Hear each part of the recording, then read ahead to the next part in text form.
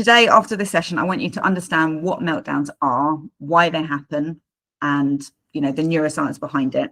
I want you to understand the cost of ignoring big emotions in your kids and why we want to try as much as possible not to ignore them.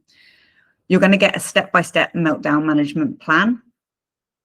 Hopefully, you're going to get your questions answered and you're going to leave with a bit of an action plan of what you can do. I might annoy you a little bit because I might say things that you don't want to hear, like you can't stop a meltdown. So I'm going to start with that. So if anyone's come here for me to tell you that, this is the magic button that you can press and it's going to help you stop a meltdown, you might want to leave now because there is no such button. But what I will do is help you to understand how to reduce meltdowns so that you have them less, and also how to manage them when you're in them. So the other thing I was going to say, and I've just remembered, is that if you stay to the end, there's going to be an opportunity to win a month in the Nurture membership. So one thing that I haven't managed to say to Michaela, but I'm going to just chuck her my notepad and hope she can find a pen, is to just take a note of the people who are in the call at the end, and afterwards, hopefully my recording will record who's in it, but I seem to remember from last time it didn't do that. So I will randomly select somebody afterwards to win a free month in Nurture, and I'm going to do that in a very old-fashioned way by writing your names down, or Michaela writing your names down. I'm going to scrunch them up on a piece of paper and put them in a hat and pull one out. So in order to get in that, it would be great if you can take a picture at some point in the presentation and share on social media that you're here, what you've learned, if you found it helpful, or just, share so that people can come and find me, because, my passion is to help families who are struggling with, the many things that we struggle with when we have neurodivergent kids or when we're neurodivergent ourselves. And the more people I can help, the better. So do that and stay to the end, and then we will enter you into a prize draw. Okay, thank you, Michaela. So is this cool for you? So if meltdowns leave you feeling stuck, helpless, or just exhausted, it's for you. This presentation, this workshop is not age specific. It is going to help you with your kids, whether they're toddlers, whether they're teenagers, whether they're adults. It's going to help you to navigate meltdowns in your partner. Is going to help you navigate meltdowns, or at least understand meltdowns in yourself.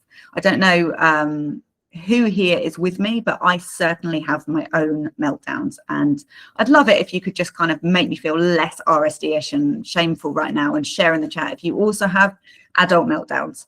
I'm sure I'm not the only one. Good, thanks, Sarah. So it's not age specific.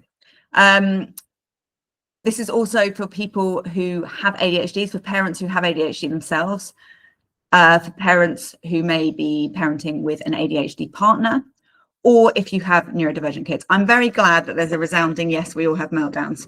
And my light's just gone off, so I'm sorry if I've just gone dark, but I've obviously run out of batteries. Yay, ADHD. Thank you for making me so organized. And the other thing I want to say is that, diagnosis is absolutely not necessary. I work with people regardless whether they have diagnosis. You don't need to have a diagnosis. I've just seen there's a light above my head. Hopefully that helps a little bit. Not really. You don't need to have a diagnosis to work with me. You don't even have to have ADHD to work with me. But my hope is that this will help. Okay. So who am I and why should you listen to me? So I am an award-winning ADHD parent coach and soon to be author. I'm writing a book at the moment on parenting with ADHD, which is meant to be out before Christmas. I think most likely it's going to be out just after Christmas at some point in the new year, because there's a lot going on in my world right now, which I can't share everything, but it's all very exciting. And yeah, the book's had to kind of, the editing process is slowing down a bit, but it's going to be a fantastic book for parents who have ADHD to finally feel seen and validated and understood, and also give you some good tips. I'm regularly featured in mainstream media. I'm an accredited peaceful parent coach with Dr. Laura Markham, and I'm a neurodiversity expert. I've worked with people like Dr. Sharon Celine, who I've trained with, and lots of other people in the neurodivergent space, including the beautiful Michaela Thomas, who's sitting behind me and is on your screen. and recommended by leaders in their field, including the NSPCC, Sanctum Healthcare, Neurodiverse U, Dr. Laura Markham, who is sort of the peaceful parenting kind of figurehead, and Dr. Sharon Celine, who's frequently writes in Attitude and various other bits and bobs. And I've taken clients from 6 to 7 meltdowns a day. Well, not the clients themselves, although I have worked with lots of clients who have big meltdowns, including myself.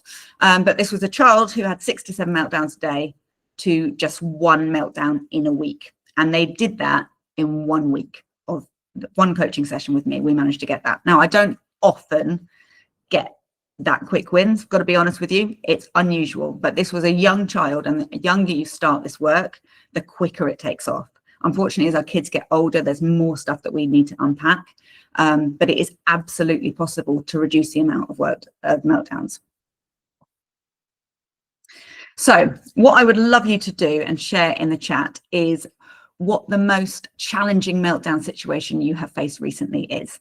And I want to do this for 2 reasons. One, it might be helpful to come back to and look at, if I could see the chat more easily, when we're doing some examples and we can pull out some, but also so that you guys can see that you are not alone, that there are so many of us who struggle with meltdowns in lots of different contexts. And I think I just saw something flash up about would I see like lashing out in anger as a meltdown? Very possibly. And when we go through the meltdown cycle, you can see whether you feel like that fits or not. And you'll see what I mean in a minute. But do share your most challenging meltdown situations you faced. And it doesn't have to be like the most challenging one ever. It can be the most challenging one in the last 5 hours, the last 2 hours. You know, when we have kids who have big feelings and there's lots of stuff going on, sometimes when we're put on the spot to think about a meltdown, you're like, oh, I can't think of anything. So just think of something today that's happened that's challenging. We've had a lot this weekend. So the mistake most people make is trying to control the meltdown. So trying to kind of stop it from happening in the first, well, while it's happening, trying to sort of shut it down. The other mistake people can make is giving into the meltdown. So they either give the child what they're asking for because they're having a big meltdown. It's like, oh my God, like, I just want to stop this. So I'm going to give them what they need, which of course, logically we know doesn't work, because then they're learning that actually when I have these really big emotions and big feelings, I can then get, I can get my parents to do what I need. And then you're not looking at a meltdown. That becomes different. That becomes like, okay, this is a tool I can use to get my needs met, which is completely valid, right? We all use tools to get our needs met. The other thing on the flip side of that is having a fear of meltdowns. And we're kind of walking on eggshells around our kids because we don't want our kids to have a meltdown because it's just so stressful and it's just so unfortunate and it's just so difficult and we just can't handle it right now. And some of that is okay.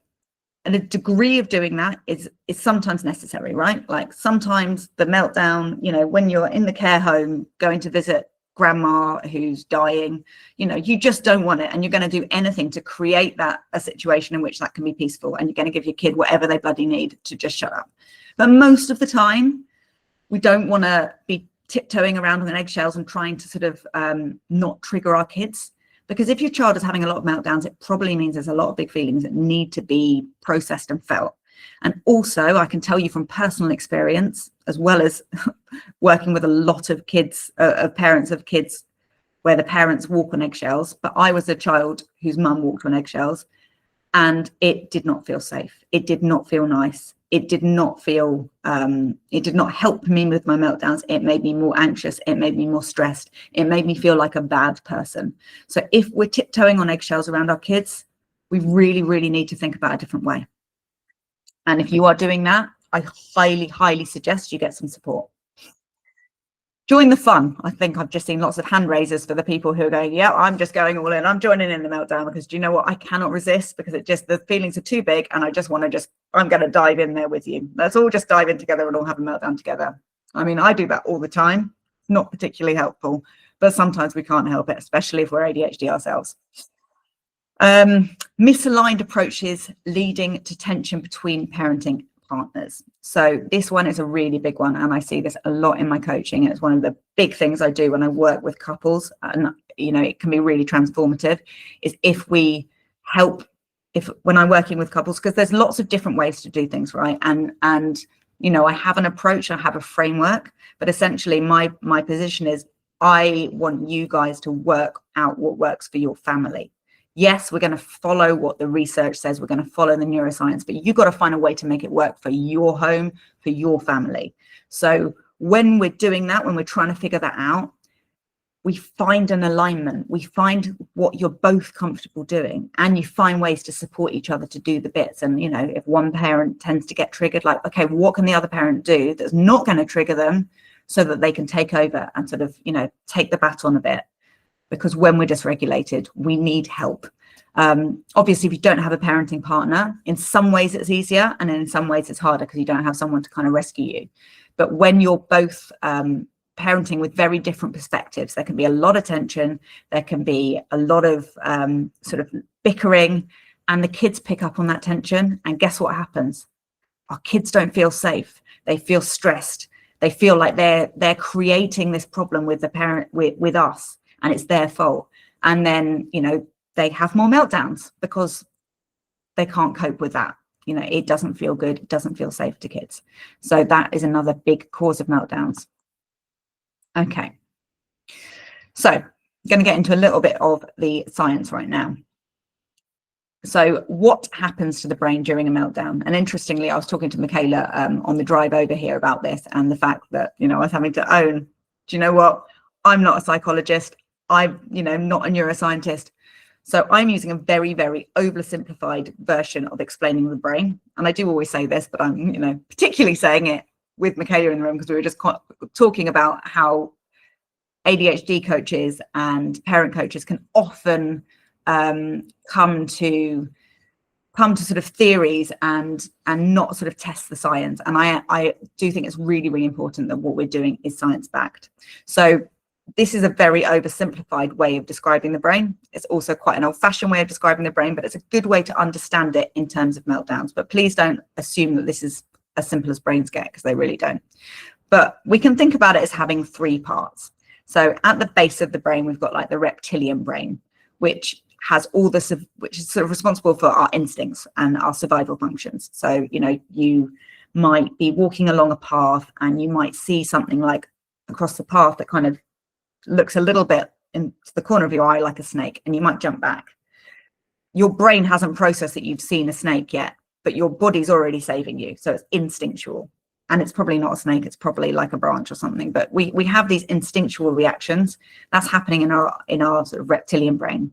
Then we've got the middle bit, the limbic brain, which is responsible for our memories and our emotions.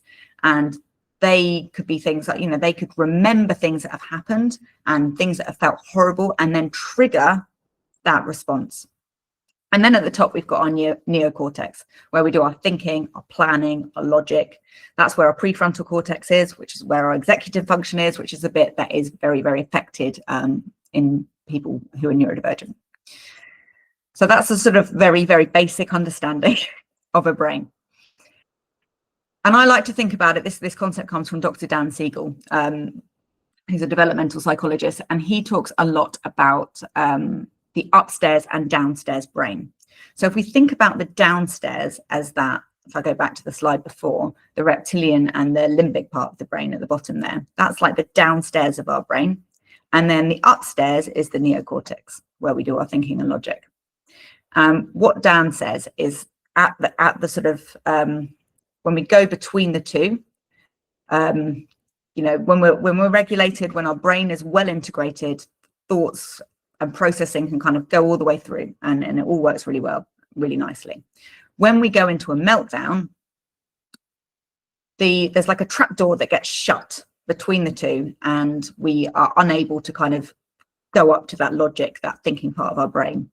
And this is a really, really lovely model to explain to children how meltdowns affect us. But it's also really nice for parents who have full heads and, you know, just don't have the capacity to remember all the different parts of the brain, for you to remember very simply, and for you to be able to kind of like also kind of indicate to your kids or your partner what might be happening, because it's easy to forget when our kids are having a meltdown that we might not have access to the thinking part of our brain. So you make a fist with your hand.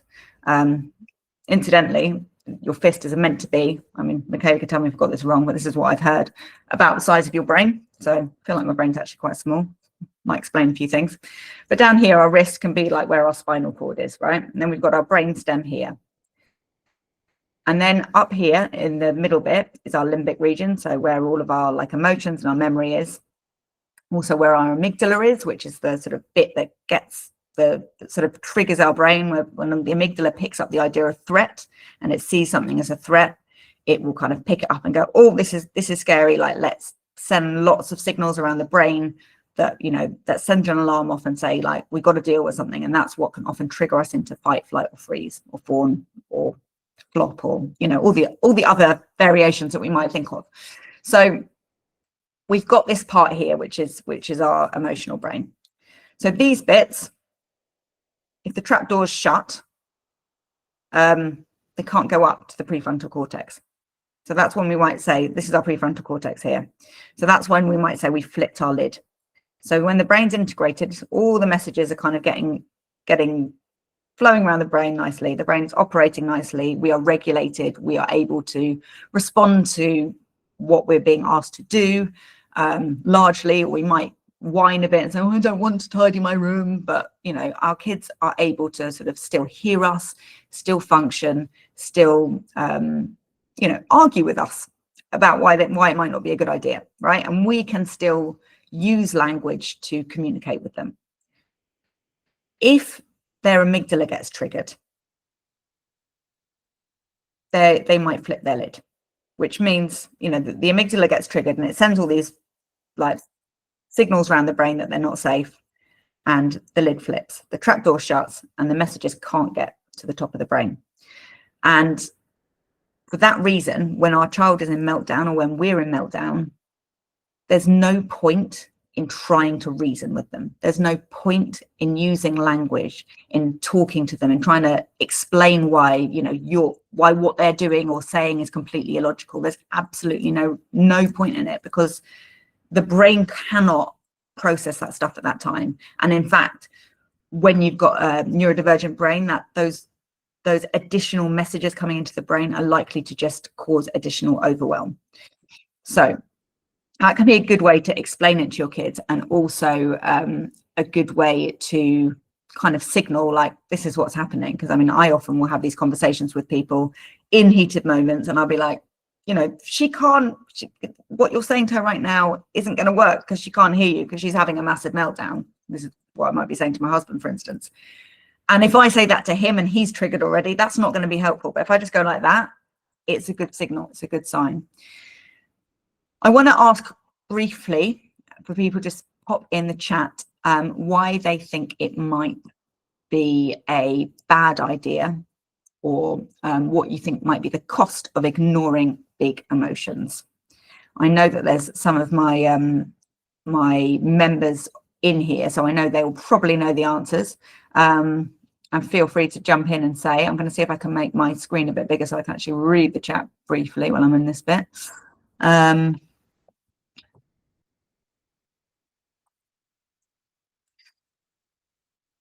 Have we got, or does anyone want to unmute and be brave and have a guess at what might be the cost of ignoring big emotions? All gone quiet. Okay, so I'm not going to put you on the spot. Oh, there we go. Why not a good idea? It may, oh gosh, it's going really quickly. If children don't feel heard, yeah. I can't say it quick enough. Well, does it lead to masking, Lauren? So it could do, I guess. I mean, I think that the main thing is that when we hide when we try and ignore the big feelings that they're having, it can make them feel like they're not important. It can make them feel really, really alone. So if you imagine, you know, you've come in and, you know, something really big has happened, something really painful has happened, and you're told that it's not important, it doesn't matter. Like that makes you feel like either I'm wrong, I'm bad because I think this is a really big deal and I'm being told it's not a big deal, or there's something wrong with me. Exactly. Is it like it's invalidating? It can be gaslighting. And yes, I guess essentially it does probably, that's one of the things that can lead to like masking, because we think like, well, there must be something wrong with me. Like, why do I feel these things? Like, why am I having these big emotions? So we don't want to ignore meltdowns. And this is advice that I hear time and time and time again when, you know, we look at behaviorist kind of parenting courses. As they say, just ignore your kids when they're, you know, acting out, ignore your kids when they're having meltdowns. I don't actually think that is necessarily a good idea. And don't ignore your kids when they're having big feelings, because actually you can stop a meltdown by validating that big emotion. And the earlier you do this, you might prevent your child from having more and more meltdowns, because when they don't feel understood, they're going to be pushing all of that stuff down inside themselves. They're going to be pushing all those feelings of like, oh God, like what's wrong with me? And that doesn't feel nice. So they're pushing it down. And guess what happens when they get, you know, overstimulated, when there's just that one last thing that's kind of challenging them, has taken up all their spoons. For those of you who know about spoon theory, I'm not going to go into that now, but then all that stuff comes gushing out, right? Like, you know, we can't hold it forever. Our feelings need to be felt. And so they're gonna come out at some point. And guess how they come out if you don't know how to manage your emotions and your emotions don't feel safe? They're gonna come out in meltdowns. So we don't want to ignore our kids' big emotions. And if our kids are angry, for instance, we can sometimes stop the anger and stop the meltdown by validating the fact and by hearing what the anger is about. And it's not necessarily that you're going to give your child what they're asking for. So, you know, if they want the cookie before dinner, like, of course, it's not a very good idea to give them the cookie before dinner, but you can validate the fact that they want it, they really want it, and they're really angry, and they think you're the worst mum in the world for not giving them the cookie. It's okay for them to feel angry. It's natural, it's normal. And once they've heard that you've heard that they're angry, there's no point in being angry anymore. Their anger doesn't have a role anymore. Once it's been heard, it can start to fade away. So actually it can help us prevent meltdowns as well. Okay, so I think let's get into the meltdown cycle. So this is, again, like, it's a graphic, don't take it too literally, but when our kids have meltdowns, there's kind of various stages, right? So there's the trigger, the thing that causes it. There's the escalation, and then there's the meltdown itself, which is where, you know, the lid is flipped and they are unable to reason anymore. Now, this first bit, the trigger, escalation, meltdown bit, that can happen super duper fast. I'm talking like, you know, split seconds. So it's not, you know, it's not an easy place where we can necessarily pick each bit. But sometimes it happens a bit slower. And sometimes when we reflect back, we can start to notice when we're looking back at it, we can notice in retrospect, okay, well, this is the thing that triggered it, or these are the things leading up to it that caused it. This was the sign of escalation. So we can start to catch it a bit earlier. And then we go into this next bit, happens a lot slower, the de-escalation. And then what we want to do at the end is reconnect and repair. So I'm just going to go through them all one by one. So the trigger phase. So what we can do with the trigger phase is we can start to sort of look out for them. We can reassure and adapt our kids. So if we start to notice that our kids frequently get triggered when they are out in a loud and noisy place, we might think, okay, fine, like my child gets triggered by these kind of environments. So I wonder what I can do to reduce the sensory overwhelm that they're experiencing. Can I give them ear defenders? Can I give them some music to listen to in headphones? Can I give them a book to sit quietly with and kind of go into their own world? Reassuring them as well that, you know, what they're experiencing is valid, can really, really help in that trigger phase. And then supporting your child with grounding techniques, things like, you know, long, slow exhales, things like maybe humming, lots of different nervous system techniques that we can use to kind of bring our parasympathetic nervous system back. I can't cover all of them today because, you know, that would be a whole other workshop in itself, but there are things that we can do to help ground and calm our kids' nervous systems and our own.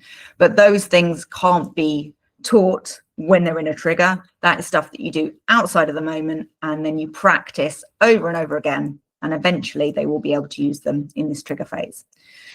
So when we're kind of thinking about how we prevent the triggers, we can try and use things like predictable routines. We can prime our kids for transitions. So we can use things like timers or countdown warnings if we're asking them to stop something, or if there's a prescribed amount of time that they're able to do something, or that we want them to do something for.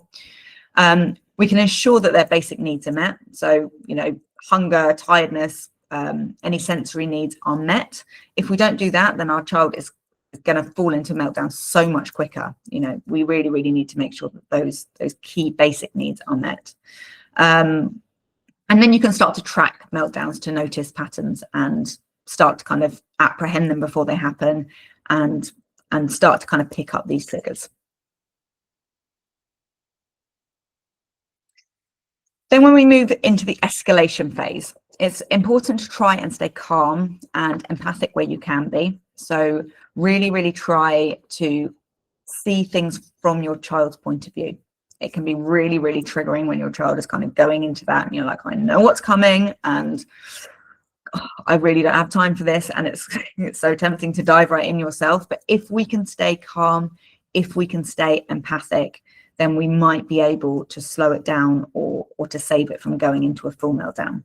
So we really want to try and see things from our kids' perspective. Again, we're not tiptoeing on eggshells here, and we're not giving in to whatever their demands are necessarily, but we are trying to help them feel like we get them, we understand what they're going through, and we're not dismissing their needs. We want to think about our tone of voice. So if we're sounding really strict and like this, then, you know, that's going to trigger them, right? We want to have a softer tone, but not too soft and gentle that they just feel like you're kind of using a parenting technique on them.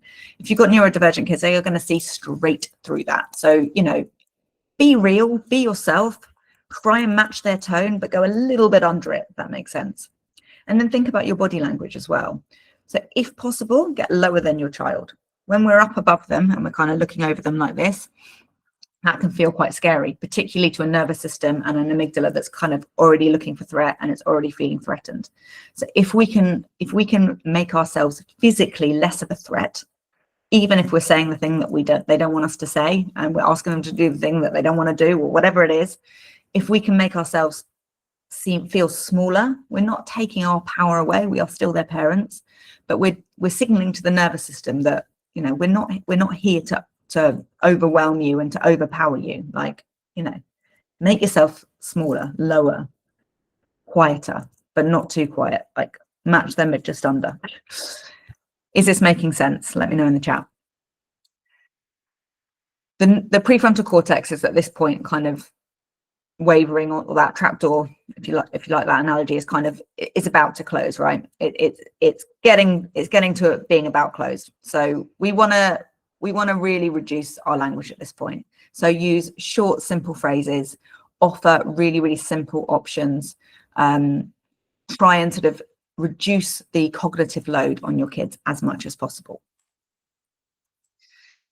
Cool. Okay. Then we get into the meltdown. Yay, why we're all here. So here I want you to think mainly about connection over correction. Like, don't try and correct your kid at this moment. You're not going to be able to teach them anything when they are in full-on meltdown. They're not going to hear you. They're not going to care. If anything, they're just going to think, well, my parents hate me and they don't get me, and it's going to create longer term problems. This is not a teaching moment or teachable moment, as some parenting coaches might say. You want to prioritize safety for everyone. You want to think about, okay, is your child safe? Any other children, pets, etc., are they safe? Are you safe? Is your house safe? Are the, you know, possessions safe? What I often say with parents who have kids who have these big meltdowns and these big kind of explosive, like crashy bashy type meltdowns, is you might want to work with your kid ahead of time in a really kind and connecting kind of way. And we can go through this a little bit when we get to the repair section, but thinking about a place where you take them to have their meltdowns, right? So that would be a place that you guys figure out together. So it's not punitive. It is just like, you know what, It feels crap to you when you're having a meltdown, it feels crap to everyone, it feels crap to me when I'm having a meltdown. And I know that you don't want to, you know, hit anyone or throw anything or break anything, but you know, when you're having a meltdown, it's really, really hard to be able to think about those things. So, you know, let's create a space where you can have a meltdown and get all your feelings out that is safe. So that can be a really good way to kind of help your child and also to help you with your own regulation, because that's the next bit I'm coming to. So I want you to resist the urge to discipline, but really focus on trying to keep yourself calm. The way that we teach children to regulate themselves is through something called co-regulation, which is, you know, experiencing over and over and over and over again, borrowing calm from their adult, their, you know, the trusted adults. So if you can be calm when the storm is going on, their mirror neurons, the bits in their brain that kind of talk to the other brains, they're going to pick up when you're calm, and you're going to start to calm down. It's going to start to de-escalate. So much better than if you start shouting at them. If you start shouting at them, it ramps everything up. The meltdown gets bigger. Your meltdown gets bigger. Everyone's emotions get bigger. It all explodes. You know, we're in for a big one then. If you can be calm and just allow them to have their moment, to have their feelings, those feelings are just going to keep rolling, and that's okay, because, you know, they need to get them out. This is stuff that needs to come out and needs to be processed. And at this point, it's probably anger that's coming out. They're probably shouting and screaming, and, you know, it's not necessarily particularly therapeutic, but it is releasing feelings, which is good. I'm going to come on to the next bit in a minute. How do you remain calm and manage for as long as you can? So yeah, I mean, I will come on to that in a bit, Ros, but yeah, I mean, the remaining calm bit is the hardest bit, and essentially that comes down to kind of how you're looking after yourself outside of the moment. I'm going to come on to some techniques that we can use to help us be calm in meltdowns in a bit, so I will come on to that. If I don't cover it, remind me and I will. You want to try and use minimal words and a calm tone if you can. But again, when I say calm tone, you know your kids. If I give you words to say, if I give you a tone to use, that is not going to feel right for you and your kids. You've got to adapt it to your situation. And, you know, I got this wrong for years, trying to kind of follow the gentle parenting advice and sort of say the kind hands and all of this stuff. And my kids are just like, Mummy, like, what are you doing? Like, are you doing a parenting technique on me? And like, that's not going to work for us. We have to be real. We have to be authentic. We want to validate their feelings, and we want to offer comfort and space and empathy while holding the limit if we can. We might not want to keep saying what the limit is, but because that's just going to trigger them. But we want to try and just hold this space of like, I'm here for you. I've got you. Yeah, talk less, touch more can be really, really helpful if you've got a child who's going to allow you to touch them. Some kids really, really don't want you anywhere near them. And that's another really important thing to think about, is what is your child saying to you and what is your child meaning? So they might say, go away, leave me alone, I hate you, I never want to see you again. And they actually want you to stay in the room. Or they might be saying, go away, I hate you, I never want to see you again. And they actually really do want you to go away. So it's checking in with your child, but not at this point. This is not a point to check in with your child. That is what we're going to do later. Okay. Hope this is making sense. So eventually the meltdown will end. I know it feels like it's never going to end, but it will end.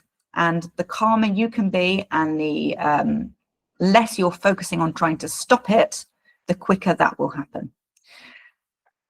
So once we're in the de-escalation phase, you're going to start to notice that, you know, the shouting's going to get a little bit less aggressive, or, you know, the screaming or the crying.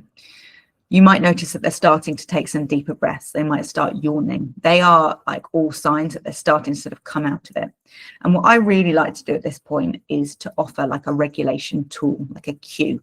So the one that I use with my kids that's very effective is just giving them a water bottle, preferably one with a straw. And, you know, they can take a sip of water, and, you know, just the function of taking a sip through a straw is very calming to the nervous system. And what I can do now, because I've done this for many years with my child who has really big meltdowns, is I can give her the water bottle and I can just place it in front of her, or not necessarily right in front of her, she's having a big one, but like in her eye line. So it's almost like an invitation to calm down when she's ready. So I'm giving her some visual cue and a physical support to help her to calm down when she's ready. So she's feeling my love, she's feeling the nurture, she knows she's not in trouble, and she's got her get out that she can take when she's ready to take it. So she's still in control, which can be really, really helpful. You want to allow them space to decompress, but again, that's going to depend on your child, what they want. Do they want you with them? Do they not want you with them? Do they want to cuddle? Do they not want to cuddle? Got to kind of work with your kid to figure out what's right. And it's going to take lots of trial and error. You want to remain available, however. And if they say they don't want you here, like remain nearby, remain accessible, remain like, you know, a shout away, or preferably an eye line if they'll take it, and that is available to you where you live or wherever you are. And the key thing here is don't rush it. This is the mistake I see over and over again, is we just want to get to the last stage and move on with our days. Sometimes this de-escalation phase can last 5-6 hours, maybe 2-3 days, depending on the size of the meltdown. We don't necessarily need to get to this next stage before you move on with your day, right? They can de-escalate, it can calm down. We don't need to force our kids to apologize to us straight away. We can do the repair, we can teach them the lesson. The chances are they know and they feel shame for the fact that that behavior that has happened, that meltdown, wasn't great. So really think about what you're trying to teach your kids and how you want to do that. It's a really hard acceptance piece, isn't it? Okay, and then the last bit. So this bit, the after the meltdown bit, this is what needs to happen, you know, in good time when they are ready. And what I want you to think about here is how, if you've done anything that you aren't proud of, you aren't pleased with, if you've joined the meltdown, or if you've got cross at any point, model repair. Apologize to your child. It's not their responsibility to be responsible for your emotions. So, you know, we're not going to try and make our kids responsible for our feelings and how we are. And it's our responsibility as their parents to regulate ourselves, right? So we can always apologize to our kids. But we also want to help them to repair. We want to help them to make amends and take responsibility for whatever they may have done that was unacceptable, was breaking rules, etc. And it's really important, this, because what that does is it can help to help them with their shame. It can help to kind of relieve some of their shame. And if you've got a child who just is so stuck in shame that they're denying ever doing the thing, or they're like, I didn't do it, or it's not my fault, it was their fault, or if they kind of can't look at you and they're kind of looking down like this, that's a sign that they're really, really stuck in shame. And you might not actually be able to do this repair piece straight away. You might need to do a lot of work with them first on breaking down their shame. And people with neurodivergence, particularly ADHD, feel a lot of shame. Like, I don't know an ADHD parent out there that doesn't feel a lot of shame. So sometimes it's quite a lot of work that we have to do to be able to actually take responsibility for our actions, because we feel so bad about ourselves that we don't want to face that we've done that thing. It's much easier to just push it away. So if that's you again, you know, that's the first stage, is trying to work with your child's shame and try and really help them to understand that you're on their side. They're a good kid having a hard time. You know, you're not blaming them. They're not in trouble. And that might take quite a bit of work for them to actually believe that this is the perspective you're coming from. But the beauty of this one, once they've got that idea, is that then they are ready to repair. They're ready to apologize to their sister or their brother or their nan or whoever they've done something to. They're ready to go and tidy up the mess they've created. They're ready to, you know, go and save up to buy the thing that they've broken that belonged to somebody else. So that piece is really important. It's something that we want our kids to learn. It's something that, you know, we want our kids to have as adults, right? That ability to repair and to admit when they're wrong. We want to look at sort of how we can problem solve together for next time. So, okay, that was hard. That was hard for you. I know you were a good kid having a hard time. You didn't like it. I didn't like it. Like, what can we do differently next time? How can we prevent this happening? How can I support you next time? How can you support yourself next time so that this doesn't happen? So this might be where we think about creating a meltdown area, for instance, or a cozy corner, or a regulation station, or, you know, there's all sorts of funky names that you can come up with for these things. But like thinking about what you can do to make it easier next time, and also looking at kind of some of the triggers and thinking about how can we navigate those things differently. And also really important is highlighting the positives. What did they do well? Did they come out of it more effectively this time? Did they manage to take some water? Did they offer you a smile when you walked in the room? You know, anything you can grasp that was positive, point that out. Your kids need to hear the positives. And this is how we stay calm in a meltdown. So in the kind of the long game is, you know, filling your own cup, right? I mean, it's an overused analogy, but I think it works really well. If we've got an empty cup, we've got nothing to give. So we want to fill our cups with all the things that make us feel good. So things that can be really, really helpful are mindfulness, that can help us like train our brain to get to calm quicker. I find that when I meditate every day, and I rarely meditate for like more than 5 minutes, I would sort of go for a sort of 1 to 4 minute type meditation, and a guided one, otherwise I'm never going to do it. But when I'm doing that every day, I find it much easier to calm down, much easier to get to that calm place quickly, because I'm used to it. When I'm not doing it consistently, I lose the knack and I become much more explosive. So that's a really, really good one. Thinking about journaling, that could be really helpful. It's like almost like free therapy in a way, like you can really start to work through some of the stuff that's coming up for you, just like free flow writing, that kind of thing can be really, really helpful. Self-compassion, huge one. And actually, if anyone wants help with self-compassion, Michaela is a brilliant person for self-compassion. She's really helped me kind of dial up my self-compassion. But it's a really hard one, especially if you have ADHD, because you've probably spent most of your life coping with your ADHD by telling yourself stories of why you're not good enough, and, you know, making yourself work harder to come across as non-ADHD, right? So self-compassion is a really hard one. I also think it is the key when you're ADHD, and particularly in parenting. If you can find self-compassion, I think that makes everything so much easier. And also, our kids are going to be able to develop it from themselves, because parenting is modeling, right? So if we can model self-compassion and self-kindness, our kids are going to get that too. So it's huge, and it's really, really hard. Do things you love. So finding the things that that light you up, that give you joy. Try and do something you love every day, something that gives you that joy, that's for you, not for your kids. I see so many parents who are just so burnt out because everything is about just survival. Try and do something that gives you joy. And it doesn't have to be like, you know, I'm going to go off for 3 hours to a spa. You know, it can be having a cup of tea outside in nature. It can be doing cartwheels in the garden like me. It can be anything, and it can be like micro moments. Meet your physical needs. So exercise, we know, is really important for ADHD. I used to do that as my thing I loved, and then I realized actually I needed a thing I loved and exercise, because although exercise is something I kind of I definitely want to do, it's not something that, you know, it is a different thing, right? Like it still feels hard to motivate myself to do it, even though I feel better afterwards. So I think the two need to kind of happen separately, or at least semi-separately. And then nervous system resets. I really like having mini nervous system resets throughout the day. I don't know about you, but as somebody with ADHD,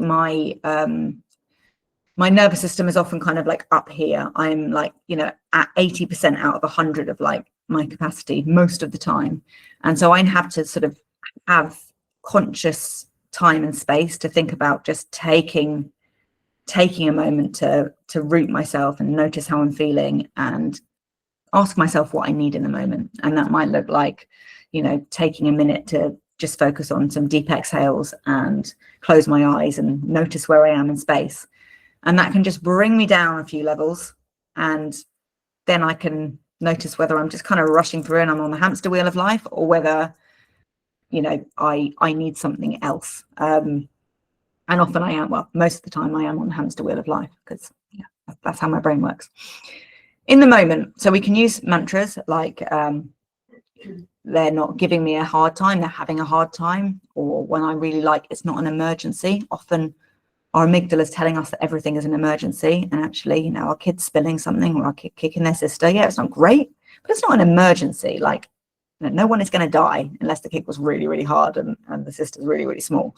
You know, then that might be an emergency. But like most of the time, it's not, right? It's not great. It's not something you want. It's not desirable, but it's not an emergency. And once we can tell our amygdala that it's not an emergency and it can dial down, we can start to regulate ourselves. And then my whole Growing Extraordinary Humans course is rooted around the sort of ideas of roots, nurture, and space. And so I like to use this as much as possible so that people can kind of remember it. So in the moment when we're trying to calm down, thinking about like rooting yourself, like finding something to sit on or stand on, maybe leaning against a wall or holding something, holding an object, something physical, so that you can really notice where you are and like imagine yourself kind of like rooting into the ground. Like I like to actually imagine roots kind of growing out from underneath me and kind of going down into the core of the earth and wrapping themselves around. It really helps me feel held and level. And I'll take some deep breaths then. And again, I focus generally on exhales because that's the easiest way for me to just bring my parasympathetic nervous systems, at the not fight, flight, freeze bit, the rest and digest bit, back into balance. So some long, slow exhales and sort of just really focusing on rooting myself and creating that nervous system safety for myself. Then I'd move to nurture. So I ask myself, it's almost like a self-compassion practice, this, like, what do I need right now? This is hard. This is a hard moment. I'm having a hard time. Anyone would find this hard. What can I give myself? Or you could think about, what would I give to a friend? Like, what do I need? So it might be, I might need the toilet. I might need a drink. I might want to splash some water over my face. I might need to shake it out. I might need to go into the garden and scream, or go and find a pillow and scream. Remember that anger needs to move. So if you're somebody who goes into anger like me, you know, trying to kind of take 10 deep breaths and calm down is not probably going to work. You might need to really move that anger out. And you can't see me because I'm really close, but like, you know, shaking it off with your fingers or shaking your body, doing some angry stomps. Look at Michaela on social media. She's great at showing her sort of nervous system dancing, doing it now. You know, really thinking about what we can do for our bodies and for our anger to let that move. Or if you're kind of going into more of a sort of a freeze state, like what can you do to bring yourself out? What can you notice around yourself? That might be a good way to kind of get yourself out, sort of noticing things around you and kind of naming them in your head and touching things and feeling things and just bringing yourself back into the present. And then space. Space is the final one. So if we're thinking about this in the context of a meltdown, do you need more space before you can go and be with your child? If your child is having a massive meltdown and they are safe and you're about to explode, you're not ready yet to go back, you might want to think about changing the space. You could take your child into a different space as well. That might help them shift, but it also might help you shift. So you might want to leave them where they are and you go and you regulate yourself and go outside. I mean, outside is my thing. If I can get outside, I will start to feel better. My child's having a massive meltdown and I'm feeling regulated enough, I might take them with me outside. And that shift and maybe swaying or rocking with them slowly can help bring us both into a calmer place. So I hope that was helpful. Okay. So before we finish, I want to ask you this. If there was a way to trust that you could start to consistently respond instead of reacting to meltdown, so instead of having that big, you could actually bring yourself to regulation consistently without getting drawn in, without arguing with your partner or doubting yourself in as little as a few weeks, even if you had to spend half an hour a week thinking about it, would you take it? Because now you can. I'm going to come back to that slide in a minute. In fact, I won't. I'll do this quickly now. I had to do this. You can see now from this that I had to do my slides really quickly between the thing we went came back, and I did these in like 5 minutes and they're all in the wrong order. But I'm going to do this now because otherwise I'm going to completely lose my track. So I'd love you to share in the chat what has stuck with you most from today. And actually, Michaela, if you could write these out, that'd be amazing. What has stuck with you most? What's one thing that you're going to commit to? And how are you going to make it happen? Because if we don't make that commitment, and if we don't, writing it down is a really effective way of making us more likely to do something. And if you guys are in my Facebook group, you can go in there and kind of write a commitment in there. I'll start a thread in there. You can kind of go in and say what the one thing you're going to do is, and then we can hold each other accountable. So what has stuck with you most? What's one thing you're going to commit to, and how are you going to make it happen? I love that, Emily. Good. Okay. So what if I told you there was a breathtakingly easy way to get the answers to all your neurodivergent parenting woes exactly when you need them? That you can bring your parenting partner along for the ride for free so that you're aligned, and that you don't even need to worry about slipping back into old cycles because there's always going to be a community there to hold you and keep you accountable. Awesome, Sarah. I like that. And that's because you're in the membership. So that's all it takes to get your neurodivergent family into a space of more joy and much less stress, and is to have a little belief in what we're doing. And that those who have the belief and take the leap are rewarded with happier homes, new lifelong friendships, and feel calmer and more joyful. I want to share a few of the things that people in my membership have said. Well, these are like literally cut and paste from our WhatsApp group. So we've got this family here who said, I don't want to sound like we're bragging here, but we had a good start to the day, managed to collect both kids. We gained a lot from last night's chat. Thank you all. And shocking to realize how much, this is after a workshop that someone had done on PDA, which are in our membership as well. Shocking to realize how much we hadn't been seeing. And again, I don't think I got many of these testimonials in here because it's suddenly 8:30. This was one from like literally like 2 days ago, I think. I wanted to thank you all so much for your kindness and support over the last year. I feel like a teenager again, and all the stress is gone. I can start to enjoy my life again. Thank you sincerely. So we have a lovely community, a really supportive community in our WhatsApp group and in our Nurture membership. So today I would love to offer you the same. I want you all to breathe a sigh of relief because it's no longer all on you. I know that parenting can feel like it's all on us all the time, and it doesn't have to be. I can show you the way to do it, a way that I can help you develop the way that works for your family. My community can hold you, and we can grow our extraordinary humans together. And I call my program Growing Extraordinary Humans because I fundamentally believe that we're not just growing kids, right? We are growing humans, we're growing adults. We want to think about the long game. If you want to do the short game, then, you know, behaviorist techniques kind of work. They kind of work for a little while we're parenting through fear, right? But we want to think about the long game. We want to think about them when they're teenagers. We want to think about them when they're adults. So I'd love to share with you the Nurture program. Some of you might have seen it when you were kind of signing up for this. It is my membership community. And if you scan the QR code there, you can, it should take you to the page if it's worked. I'm just going to show you what we've got in it. So we do weekly group coaching.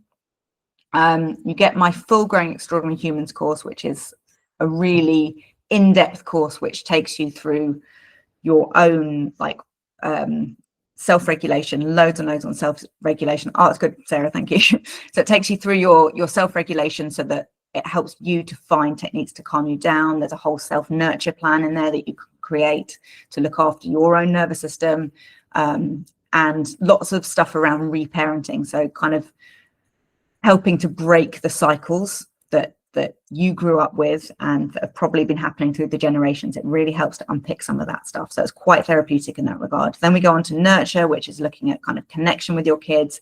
It's looking at attachment. It's looking at sensory support. It's looking at we use kind of polyvagal theories, all this nervous system stuff I've been talking about, so that you can really, really develop ways and a connection with your kid that is going to last for life. And then space, we're moving on to kind of looking at how do you set limits with empathy? How do you help your kids to grow and learn and develop like a really good compass for their lives? How do you retain that influence with them, especially if you've got ADHD kids, right? They're going to be impulsive. They're going to be risk takers. The stats for children with ADHD, they're much more likely to go to prison. Well, not children, people with ADHD, we're much more likely to go to prison. We're much more likely to become addicted to things. We're much more likely to commit suicide, have poor mental health. I mean, the stats are pretty scary. So we want to retain influence with our kids as they're going through those teenage years and beyond. And, this connection stuff is so, so important. And we're looking at in there like collaborative ways to work with your kids as, all throughout their lives. And this stuff that I teach you is completely tailorable to whatever stage they're in. We invite guest experts in every month to come and lead workshops on something related to neurodivergent parenting. We've got a back catalogue in there of over 20 different workshops. So we've got things on PDA and autism, on sensory systems. We've got things on the microbiome. We've even got somebody coming in and helping us with decluttering. I'm going to bring, you did that one, didn't you, Michaela? I'm also going to bring Michaela in. Not quite sure what I'm going to get her to talk about yet, but I mean, she does ADHD assessments. She's a therapist. She's a coach. She's a clinical psychologist. She's got so much gold she could give us. Maybe something around self-compassion. That's what I was going to say. Amazing. We'll get Michaela in to talk about self-compassion. So we've got loads and loads of really, really great workshops in there. We've got next week, 2 weeks time, we've got Nicola Ricci coming in to talk to us about PDA. It's going to be a much more in-depth workshop than the intro one we had. So that is going to be really, really powerful. The microbiome, yeah, Cherry, it was amazing, wasn't it? So I want to watch that one again. I mean, they're all absolutely incredible. All of them, I kind of come out with just so much energy and yeah, everybody just gets such incredible takeaways from them. We have a supportive Facebook group and community of parents who completely get it.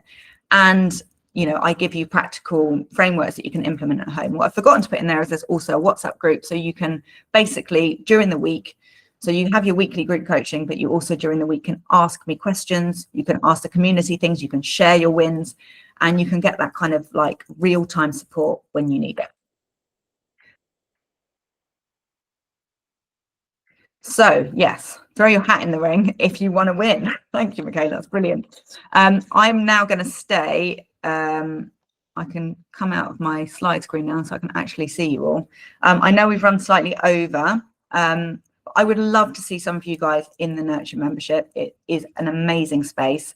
I also do have another tier, which is the Roots membership, which is £15 a month. Sorry, I didn't say how much Nurture is. Nurture is £77 a month. If you compare that to one-to-one coaching with me, it's like £150 for just over an hour's coaching with me. So it's really, really good value. £77 a month. You get like 4 hours with me and with my community, and you get my course and all the expert led workshops as well. So there is just so much there. I don't know if we've got any people in Nurture here. I know I've got lots of people in my Roots membership in here, so that is another option. But I would, if you're interested in that, you can use the QR code, which is, I'm going to go back. Yes, if anyone wants to ask about Roots, Sarah's in it. I think Cherry's in it. I don't know how to go back now. I can't go back now. I need to go to my other slide. But yeah, if you scan that QR code, you should be able to get in and see all the details. I would love to see some of you guys in there. I'm going to close the doors to Nurture on, I haven't actually decided. I should have decided. I'm going to say Sunday. Which gives you guys time to have a think about it. But I have got a few sort of fast action bonuses. So if you join within the first 48 hours, I've got a ADHD parenting resource pack, which I am offering. And that has like my collaborative morning routine in there. It's got a values exercise you can do with your parenting partner to kind of figure out what your parenting values are.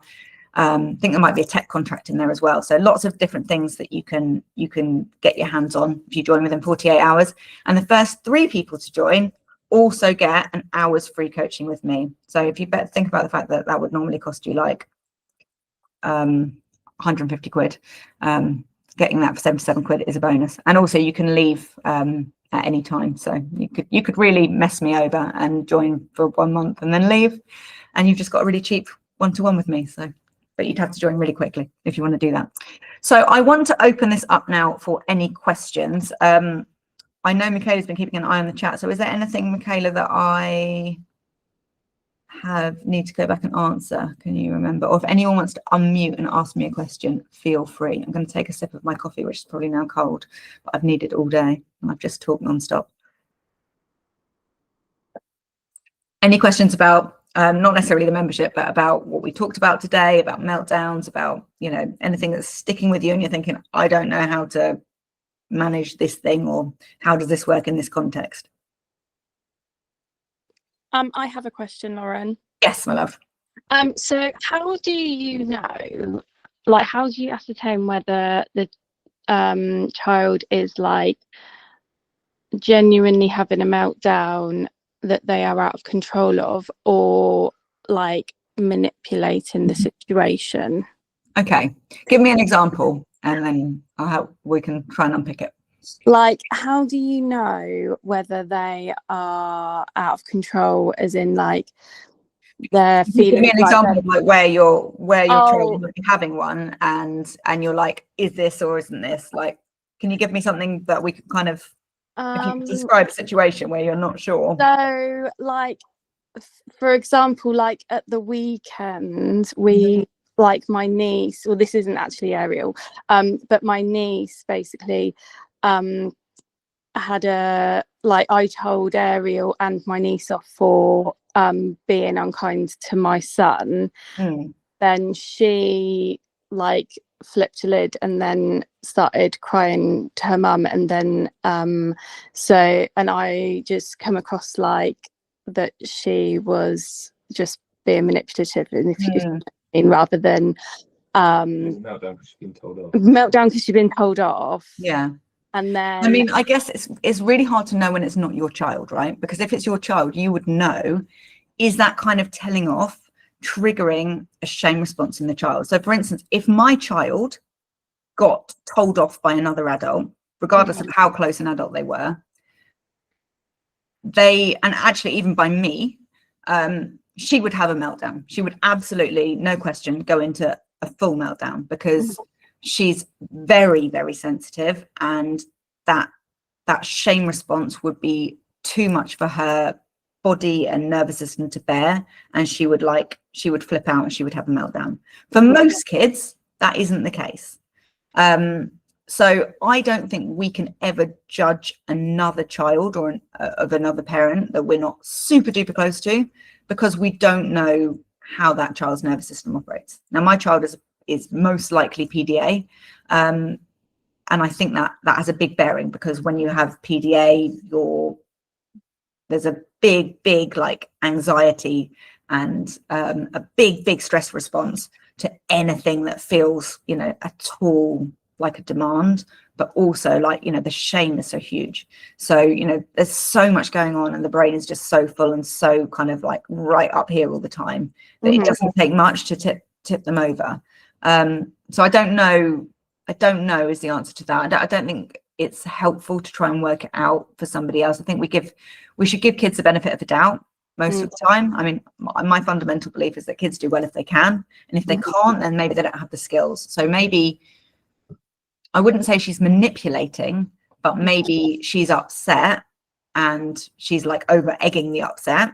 So is it that because she wants to not be in trouble? Yes, that. And she wants to kind of go, this isn't fair. Like, mum, look, I've been told off. That's not fair. Or whether she's, you know, in a proper meltdown. Like, I don't think it's particularly helpful to try and judge that. I would just give her the benefit of the doubt and, like, you know, I'm sorry if that came across too hard. We have to be kind to other people, and I would just I mean, my mum to deal with it as well. That was just my like most recent example, but like, you know, when you like you tell them off or you've given them the instruction, and then sometimes I feel like are they just mugging me off basically? Yeah, I mean, also like the telling off thing, like I would try to avoid telling off and be more like you set the limit rather than tell off, and think about like how can I prevent them from overstepping that limit, right? Like no child, particularly not a neurodivergent child, is going to be able to resist the temptation to do something if it's something they really, really want, right? It's an example of like if you leave your child with an iPad and you're like, okay, you're not to watch your iPad unless it's like iPad time. If your child has access to that iPad in their room, like you can't expect them to not go into their room and sneakily kind of like watch it under their bed. Like of course they're going to. If my phone's here and I'm sitting in something and I'm getting bored and I'm told I'm not meant to look at my phone, do you think I'm not going to look at my phone? Of course I'm going to look at my phone. Like like if I'm not do it, how can we expect our kids not to do it? Yeah. So rather than I think it's important when we set limits that we also make them really possible for our kids. Okay. Show them trust, but also like if we're asking them to do something, like let's make sure they're able to do it.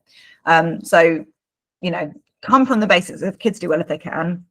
Go with empathy first. So rather than telling your kid off, like, okay, you've just hit your brother, for instance, like I would go to the brother who's been hit, empathize, like look after him, because you're probably not going to be able to go to the one who's just hit them because you're going to feel really triggered and upset and want to lamp them yourself because your nervous system's is probably in fight or flight and you're going to see that child as the enemy. So you go to the one who's been hurt, you go to the victim, soothe them, and then once you're calm, go to the other child and have a chat with them and be like, what happened there? You must have been really upset to have done that. Like, again, benefit of the doubt. There's a reason. Kids don't misbehave because they want to be bad kids. There's a reason for it. So either they're feeling like, they're misunderstood, or they're trying to get attention any way they can, or they don't have like the emotional regulation skills. That's mainly it, honestly, is like our kids don't yet have the emotional regulation skills.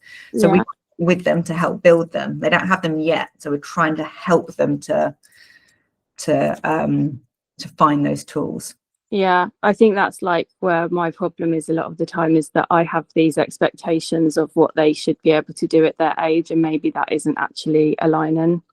Yeah, because I say that a lot. I'm just like, you're 8 years old now. Like, but is it an 8-year-old ADHD? this is it. So Ariel is 8 now. She just turned 8, so I'm just like, is Ariel neurodivergent? She's been referred. Okay, so you're suspecting she might be. So if you're thinking about 8, then some of her executive functioning skills are going to be massively delayed. So you might want to be thinking about her in terms of particularly things like, well, things that she struggles with as maybe more like a 5-year-old. Yeah, that's it. Yeah, because she always kind of goes to, like, she plays with younger children as well, and so yeah, I think sometimes I like it, like my expectation of what they should be able to do at their age. Yeah, and that's totally natural. That's what we do, and we parent, like our default parenting mode is to parent like our parents, right? And we were all parented like that. Well, not all of us, but most of us were parented like that. So this is a no shaming space. Like I tell the theory, I will tell you like what the ideal thing to do is. Do I ever shout at my parents? Do I ever tell my parents? I do shout at my parents, but do I ever shout at my kids? Of course I bloody do. Like I'm not the ideal parent here. Like I really, really am not. But ideally we don't tell our kids off. We go with empathy. We connect before we correct. That's how they learn the lessons. We're not going to teach our kids anything by telling them off. But let's give ourselves grace for the fact that we probably will get it wrong a lot of the time because we're breaking generational patterns.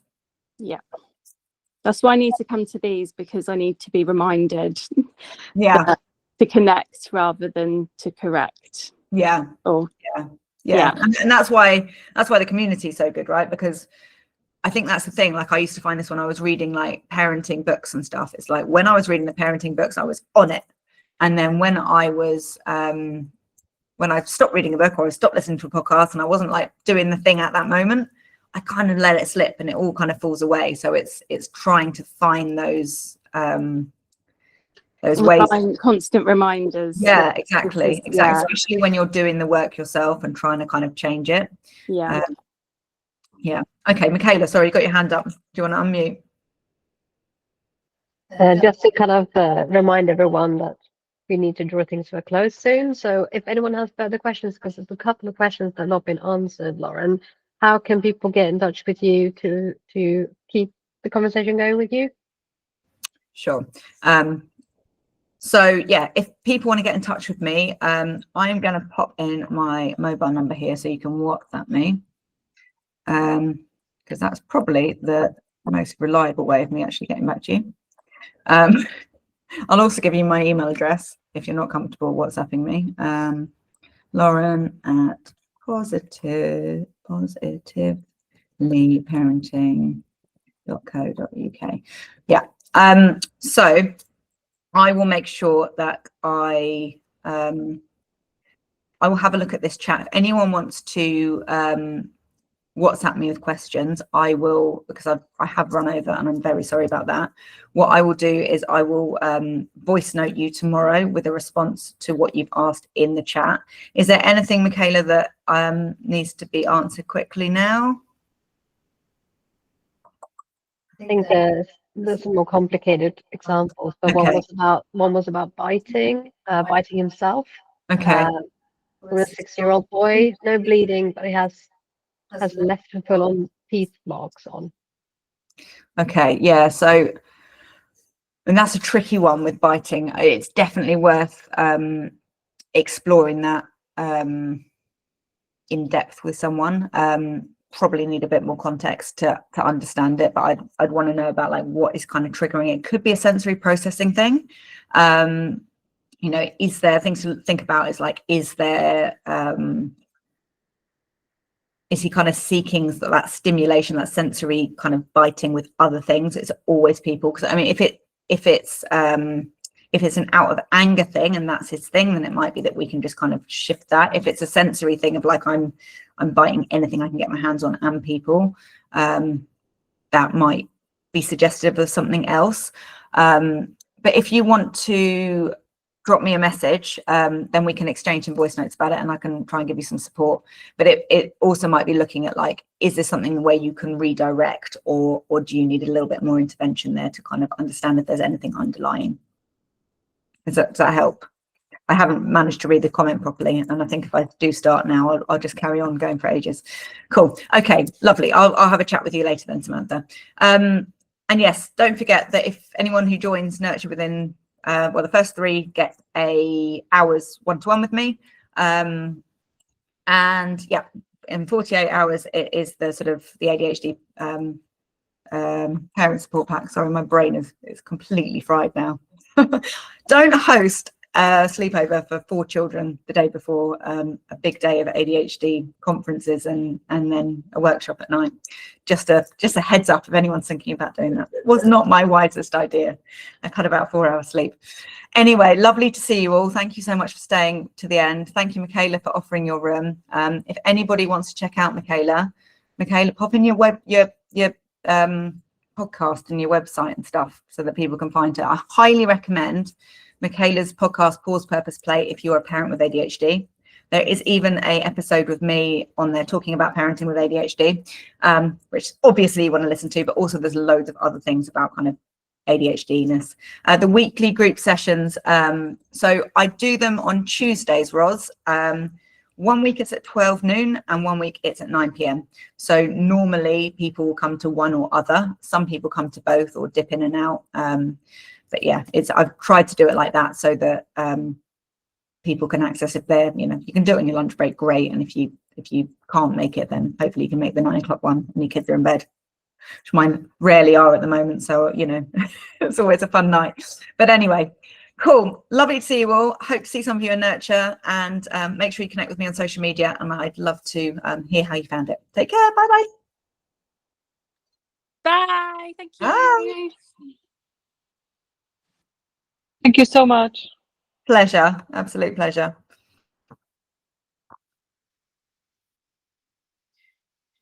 Trying to figure out how to stop the recording.